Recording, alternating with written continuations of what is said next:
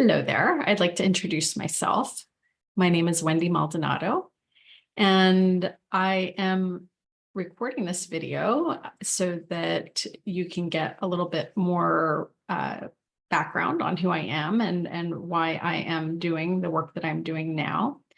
Back in 2022, it's a couple of years ago, I decided that I wanted to change my life. And the impetus for that was anger, quite honestly. I was angry at so much and everyone and everything, it seemed. At the time, I was taking art classes. I had a lot of fun with those. And my art teacher would periodically analyze my work and my mental state. And I remember there was one class where I painted something, and I'm going to show it to you. And she said, you seem to be very angry. And I laughed a little bit to myself angrily. And that, I think, was the beginning of my decision, right? And so I filed for divorce. I moved out of my big house in the suburbs on the end of the cul-de-sac, and I moved into an apartment that was about third the size. And I proceeded to just change everything, right? And it was not easy. I also was changing my relationship with my daughter, who was about 12 at the time. And I was changing a lot of my friendships, the way I was working, how I was working. And I was really looking for a different way to be fulfilled because I just was not happy with any of the way that I was living. And so I started to ask myself, what's important to me? Who am I? What do I value? What do I want to be doing? I could live another 50 years, right? And so I'm still in that transition. It's been a couple of years, and it was scary to do, but I'm really happy that I did it.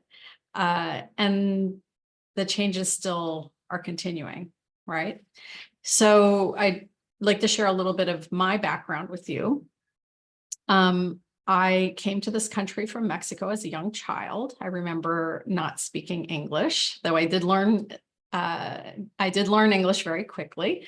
And we started out in central Pennsylvania. My father was Mexican, and my mother was from central Pennsylvania. And I came to this country with my mom, and we settled in the Philadelphia area. And when she enrolled me in first grade, they took one look at me and my Hispanic surname, and they placed me into a special education class. They quickly realized their mistake, but I think that it's just such an interesting point, when people make assumptions about you and your intellectual capabilities just based on, your appearance and your name and all of that. But anyway, I went on to become a really good student. And I really loved, my small public high school outside of Philadelphia. And I would later go on to Yale, where I was an English major. And from there, you kind of are injected with this sense of service when you go to Yale, I think. I went on to become a Peace Corps volunteer in Belize and do some international development work.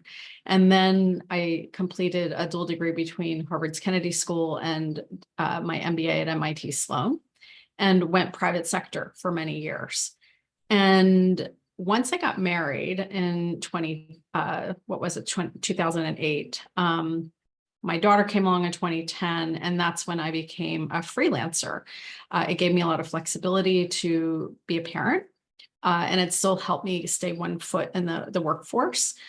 But it wasn't an easy way to make a living, right? But my income was always the secondary income in the household.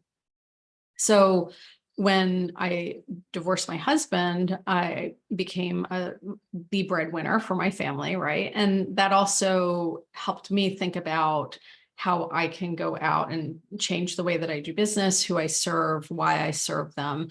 And so now I'm taking a lot of the skills that I've learned over the years, and I'm take in digital marketing, especially content marketing and my writing skills, and using that for social impact. So, businesses that are socially responsible businesses that have a mission to them, as well as nonprofits and universities.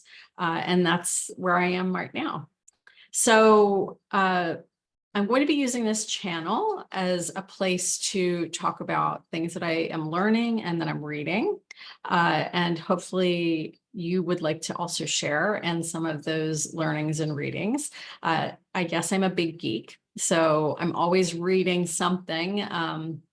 Especially in the business world, I am constantly upskilling and learning new things because I'm really curious, and I always want to be really good at whatever it is that I'm tackling, right? So at first, my thinking is that I'm going to use this channel to talk about one of the books that I'm reading right now, and to talk about some of the highlights and how I think it's applying to some of the work that I'm doing with my clients. And then maybe we'll talk about other things too, like entrepreneurship, maybe food, maybe art, travel, things like that. And maybe even I'll have some guests, which would be really cool. I'll tell you the truth, I'm feeling a little self-conscious because I'm not used to being the only person on camera. I'm used to featuring other people who are much smarter than I am to be part of a conversation with me, or in conversation with other people. So yeah, I'm feeling a little nervous right now, but it's all good, right? And at the end of the day, I really feel at this point in life that I don't really have anything to lose anymore. Another couple of people that I knew from college passed away last week, and their deaths were quite shocking. They always are, right? But it was just one more reminder that life is short. And I saw this expression, I think somewhere online, of someone who has the motto of LISDIN, which stands for life is short, do it now. So LISDIN, life is short, do it now. I am recording this video for exactly that reason.